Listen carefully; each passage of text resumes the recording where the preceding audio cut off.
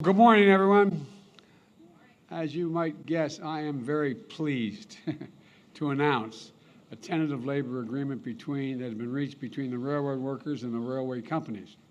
This agreement is a big win for America and for both, in my view.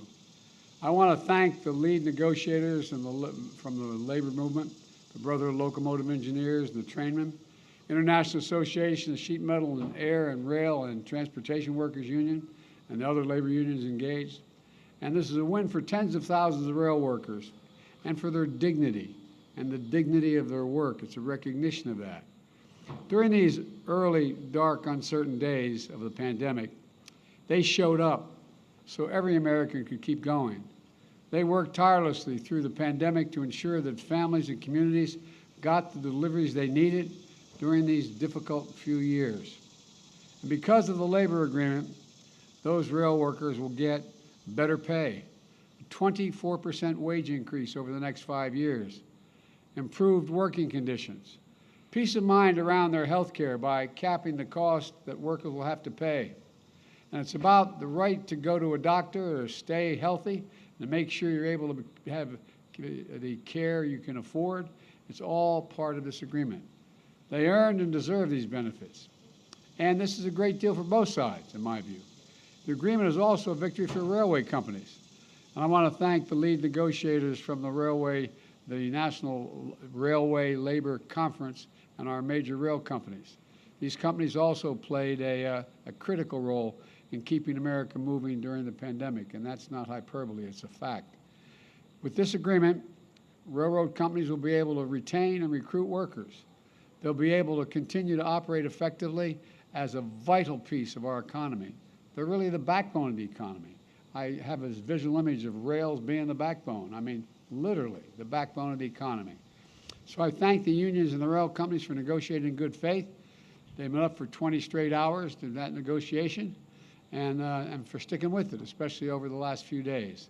In fact, the negotiators here today, I don't think they've been to bed yet, so I don't want to keep this very long, and they're having to stand besides. Together, we reached an agreement, you reached an agreement that will keep our critical rail system working and avoid disruptions of our economy.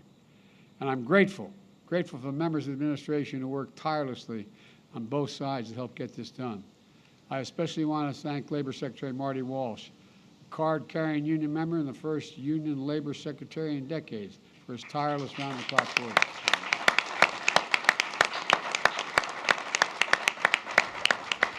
This agreement is validation of what I've always believed. Unions and management can work together for the benefit of everyone. They're traveling now, a number of them, but I want to thank Secretary of Transportation Pete Buttigieg and Agriculture Secretary Tom Vilsack, who were deeply involved, along with, I want to thank Deputy Labor Secretary Julie Sue, Director of the National Economic Council Brian Deese, and the Deputy National Director of Labor Celeste Drake for this commitment and hard work. To the American people, this agreement can avert the significant damage that any shutdown would have brought. Our nation's rail system is the backbone of our supply chain. Everything you rely on, and it's hard to realize this, from everything from clean water to food to gas to liquefied natural gas, to everything, every good that you need seems to end up on a rail getting delivered to where it needs to go.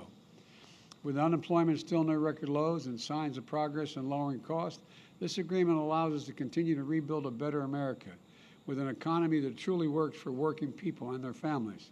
Today is a win, and I mean this sincerely, a win for America.